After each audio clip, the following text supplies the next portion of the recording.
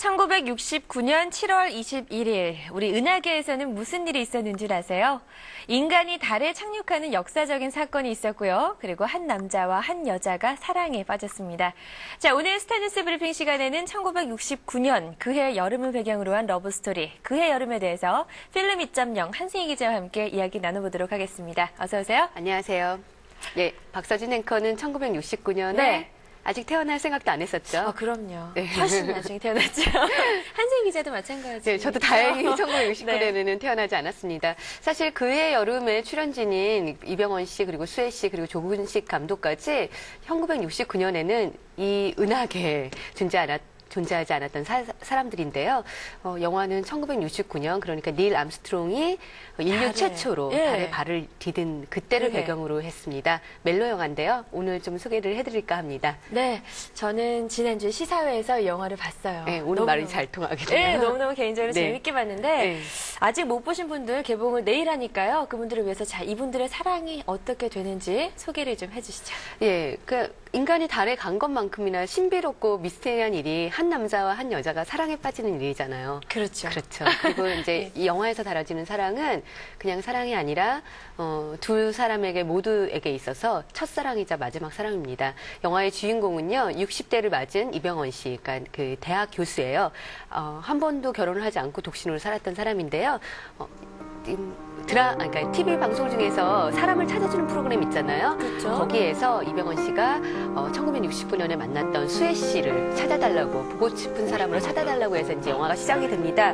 이병헌 씨는 대학생이에요. 아버지가 권력층이고 집도 아주 부자인데요. 당시는 1969년 대한민국이 박정희 대통령이 삼성 개헌을 통해서 대통령 임기를 3번째로 늘리려고 했던 아주 시국이 흉흉했던 시절인데요. 이병헌 씨는 아버지처럼 권세를 누리면서 살고 싶은 생각도 없고, 아니면 다른 친구들처럼 민주화를 위해서 열심히 투쟁하고 싶은 생각도 없는 그냥 삐딱한 대학생인데, 농촌 봉사 활동, 오달수 씨가 친구를 낳는데 그 오달수 씨 따라 시골에 갔다가 이렇게 수혜 씨를 만나게 됩니다. 맞아요. 저는 이병헌 씨가 영화에서 살짝 삐딱하게 나오는데 그 삐딱함마저 매력적이더라고요. 귀엽죠. 그래요. 그래서 이병헌 씨가 이 사랑에 빠지게 되는 주인공이 이제 바로 수혜 씨가 되는 거죠. 네, 수혜 씨는 그 작은 마을에 도서관이 있거든요. 도서관 사서예요. 도서관 사서면 괜찮겠다 생각이 드실 텐데 사실 이렇게 사연이 있는 사서입니다. 그 수혜 씨의 부모님은 영화에 나오지 않는데요. 부모님 두 분 다가 월북을 했습니다. 1969년이면 반공사상이 아주 투철했던 시기였었는데 부모가 둘 다 이제 빨갱이라는 이유로 마을 사람들한테 좀 배척을 당하죠.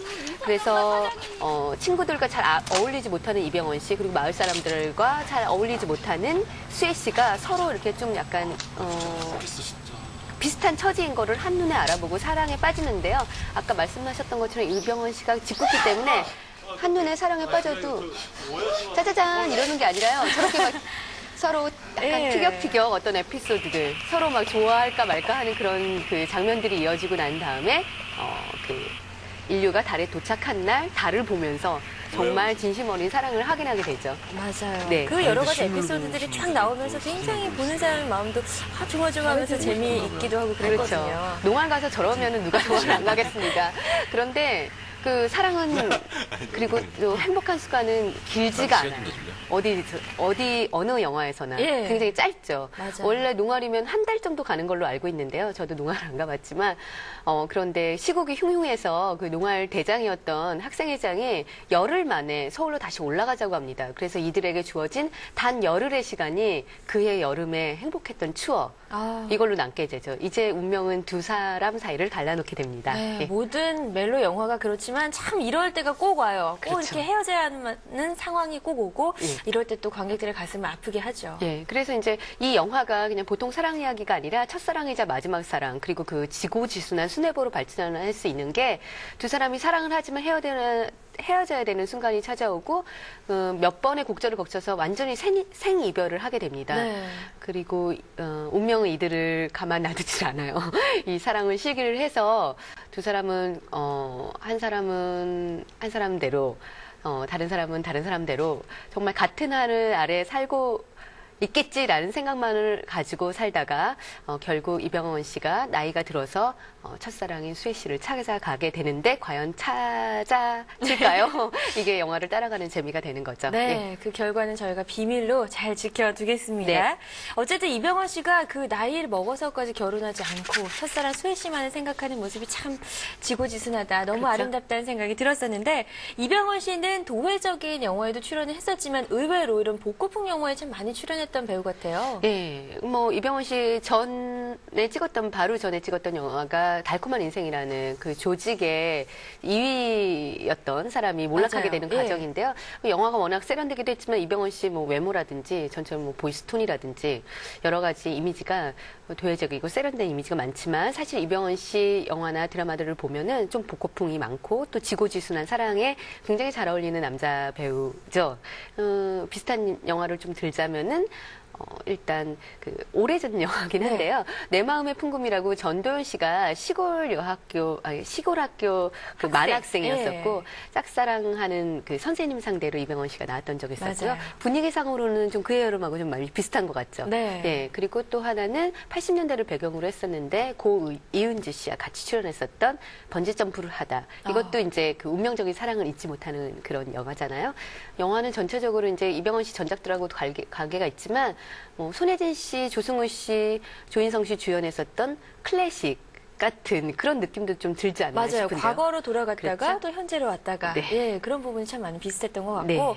또 수혜 씨와 이병헌 씨의 눈물 연기가 또 이 영화에 또 주목하지 않을 수 없는 그런 장면인데 네. 수혜 씨는 눈물 연기가 가장 잘 어울리는 배우로 꼽히기도 했어요. 네, 수혜 씨의 이미지는 워낙 참하고 뭐 단아한 이미지가 많잖아요. 그리고 이렇게 눈이 특히나 그 주변 사람들은 소눈이라고 한대요. 너무 예쁘죠. 눈이 예. 크고 눈동자가 검고 거기에 눈물이 맺히게 되면 정말 그렁그렁 하잖아요.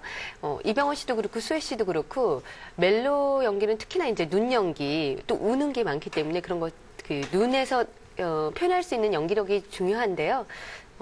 두 분 다 남녀 배우로서 그런 어떤 눈에서 풍부한 표현을 할 수 있는 배우, 네. 뭐 1, 2등을 다투려면 다툴 만큼 맞아요. 그런 분인데 그 두 사람이 우니까 관객도 따라서 울게 되는 예, 슬픈 그런 얘기가 되겠습니다. 네, 예. 참 잘 어울리는 두 배우를 한 영화에 제 영화에 잘 맞춰서 캐스팅했다는 생각이 들어요. 예, 조근식 감독이 그 전에 연출했던 영화가 품행제로예요.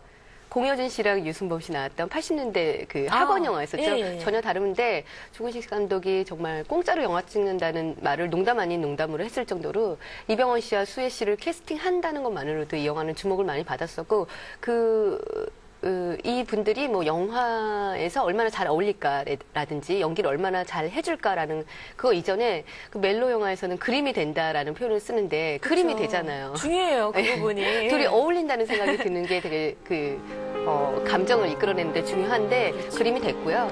이병헌 씨가 1970년생 많죠. 수혜 씨가 1980년생으로 알려져 있는데 두 사람 사이가 10년 차예요. 그런데 전혀 어색하지 않고 두 사람이 매우 잘 어울립니다. 그리고 뭐 캐스팅 비화에 따르면은 이병헌 씨가 물망에 오른 여배우들, 이병헌 씨가 먼저 캐스팅했고 이제 여배우를 캐스팅하는 과정에서 여러 분들이 있었는데 수혜 씨한테 한 표를 던졌다고 합니다. 뭐 그거에 직접적으로 반영됐는지는 모르겠지만 수혜 씨는 사실 신인급 여배우 중에서 가장 이제 독보적인 그런 행보를 하고 있는 배우 중에 하나인데요. 가족 그리고 나의 결혼 원정기에 이어서 세 번째 영화 만에 이병헌이라는 톱스타와 같이 멜로 영화를 찍는 행운을 누리게 됐습니다. 수혜 씨가 많이 덕을 본 것 같지만 막상 영화를 보고 나면은 그의 여름 보고 난 다음에 이병헌 씨 칭찬도 많았지만 수혜 씨 칭찬도 많았거든요. 맞아요. 두 사람 다 정말 제 몫을 잘해줬다는 생각. 예, 특히 수혜 씨가 그동안의 그 가능성을 정말 검증한 그런 영화가 아닐까 그런 생각이 드네요. 네. 그리고 그의 여름을 보면 또 재미있는 두 배우가 또 나옵니다. 네. 유해진 씨와 오달수 씨가 나오는데 네. 이 두 분의 연기도 뭐 잠깐씩이지만 굉장히 재밌었던 것 같아요. 뭐 요즘에 한국 영화에서 굉장히 많이 나오는 배우 중에 배우 중에 두 명이 오달수 씨, 유해진 씨인데요. 다들 좋아하잖아요. 그 영화에서 오달수 씨는 과거 시절 이병헌 씨의 대학 친구로 나오는 농화를 같이 가자고 이렇게 해서 결국 수혜 씨와 다리 아닌 다리를 놔주게 되는 그런 그 대학생 친구로 나오고요. 네. 그 유해진 씨는 현재 이병헌 씨가 그 첫사랑을 찾아가는 그 프로그램에 방송국 프로듀서로 나옵니다. 두 분이 나오니까 영화가 그러면 멜로 영화인 줄 알았는데 약간 코미디인가라고 생각하실 수도 있는데요. 두 분 비중은 좀 작은 편이죠. 그렇지만 두 분이 나왔을 때는 확실히 좀 훈훈한 웃음, 따뜻한 웃음 같은 게 생기는 건 사실인 것 같아요. 또 영화의 또 다른 재미가 아니었나 그런 생각이 들고요. 자, 그해 여름은 벌써부터 좋은 소식이 있어요. 일본의 제작 단계에서부터 400만 달러에 팔리는 그런 좋은 성과가 있었다고 하는데 역시 한류 스타 이병헌 씨 덕분인가요? 네, 본사마 덕분이죠. 400만 달러에 팔린 거는 이 영화 제작 단계, 그러니까 촬영이 시작되기 전에 이미 그렇게 성사가 됐습니다. 대단한 가격이죠. 근데 이제 뭐 이 영화를 거의 여름 내내 그 지방에서 그것도 야외 촬영이 많은 그런 영화를 찍었었는데 이병헌 씨 팬들이 촬영장에 와서 그 떠나지 않고 주변 여관에 머물거나 뭐 이랬던 일이 많았다고 합니다. 뭐 한류 스타가 드라마를 찍거나 영화를 찍으면은 일본에서 팬들이 와서 촬영장까지 이렇게 그 직접 옆에서 지켜보고 뭐 응원하고 뭐 이런 일들이 뭐 흔하지 않고 매우 뭐 드물고 요번이 처음이다 이런 건 아니지만 그러니까 정말 그 땡볕에 저기 지금 이렇게 부채질하고 이렇게 하는데 옆에서 뭐 하루 종일 서 있고 할 수 있는 말이라고는 이병헌 씨 이제 촬영 시작하기 전에 아침에 안녕하세요 이렇게 한국말로 하고 촬영 끝나고 이제 들어오게 되면 수고하셨어요. 근데 이병헌 씨가 정말 그 팬들이 하루 종일 밥도 잘 못 먹으면서 안녕하세요와 수고하셨어요 그 두 마디를 하느라고 자기 옆에서 응원을 해준다는 거에 너무너무 감동을 받았다고 하더라고요. 물론 이제 뭐 일본 무슨 공항, 나리타 공항이나 뭐 이렇게 공항에 가게 되면 많은 팬들이 성원을 하고 있지만 자기와 함께 이런 시간들을 같이 보내준다는 거에 좀 고마움을 많이 느꼈다고 하고요. 또 한류 스타로서의 어떤 책임감이나 뭐 자부심 같은 것도 생겼다고 합니다. 네, 정말 감동받지 않을 수 없었을 것 같아요. 날씨가 쌀쌀해지는데 이렇게 여름 장면이 가득한 그해 여름을 보니까 새롭기도 하고 기분이 좋은데요. 추위도 좀 잊혀지는 것 같습니다. 자, 스타뉴스는 잠시 광고 보고 2부에서 다시 시작하고요. 한승희 기자는 다음 주에 또 뵐게요. 고맙습니다. 감사합니다.